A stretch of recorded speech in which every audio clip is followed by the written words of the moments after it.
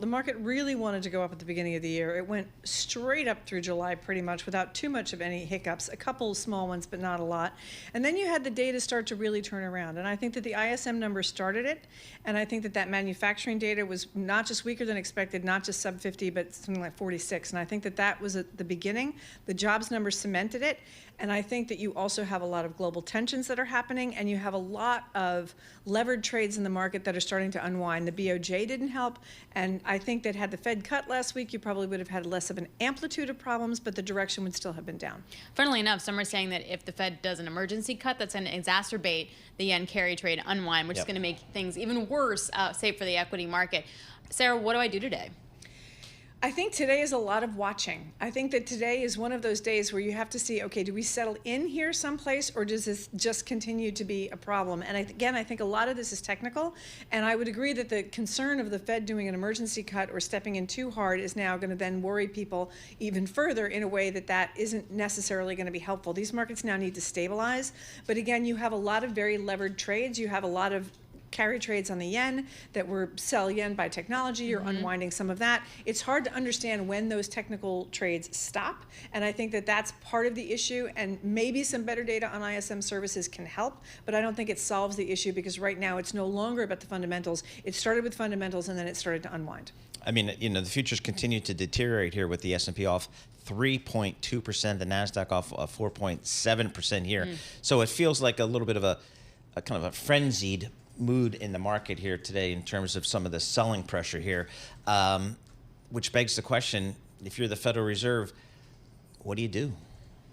Well, I guess, again, this becomes a question of, am I going to have a Fed put that jumps in immediately just because the market is down 5 or 6% in a couple of days? Yep. Now, that's a big move, and we've seen some big moves before, and they have ended up being worse, but I would argue that the underneath fundamentals are not as bad as you saw in some of the other issues. In 2001, you had different issues. In 2007, you had different issues.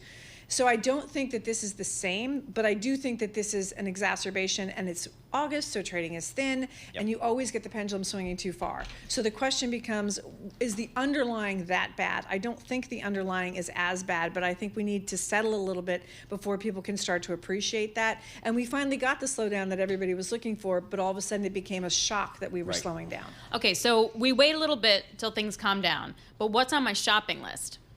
I think on your shopping list, a lot of the technology that people were afraid to buy because the valuations were so high all of a sudden starts to look more attractive. Is this just like Mag 7 kind of thing? It's Mag 7, but it's also the related, a lot of the companies that are related to that infrastructure, because I think that we are going to continue to see that infrastructure build, and I think that the companies that can afford to pay for it are the large mega cap hyperscalers, and they're going to keep paying for that. They're going to keep putting that capacity in, regardless of whether or not someone like Elliott thinks that it's overhyped, because we still don't know exactly what's going to happen with the AI trade and where things are going to go, but we know that people want that capacity, so they're going to keep building that. And there's real earnings still. It's not like earnings have collapsed. They just weren't as fantastic as they had been in the first quarter. And I think that that's also just added to the problems that we're seeing right now.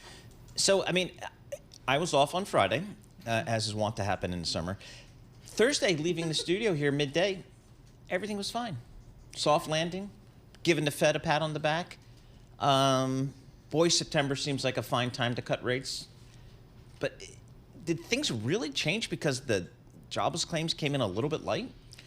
So again, I think that it's one of those things where it is the totality of the problems as opposed to the economic data. There were a lot of things that were swirling around. You also have to look at the international situation that is going on, where people are worried about retaliation now between Iran and Israel. That also can be very destabilizing, because there's a large, obviously, energy component to that part of the world. So people start to worry about that. They start to worry about all the things that they were managing not to worry about for the first 7 months of this year. And then you layer in some bad data, and you layer in the Bank of Japan raising rates when everyone thinks that the Fed should be cutting rates, and the yen carry trade unwinds. And then all of a sudden, what was a small problem becomes a much bigger problem. And I think that again, you had a lot of buildup of people with pressure, selling pressure that was coming in that people didn't really expect. And I think we're hitting an air pocket here, and it's August, and let's hope that this stabilizes. Yeah. But the backdrop isn't terrible. The valuations were probably too stretched for what was a slowdown in the economic picture.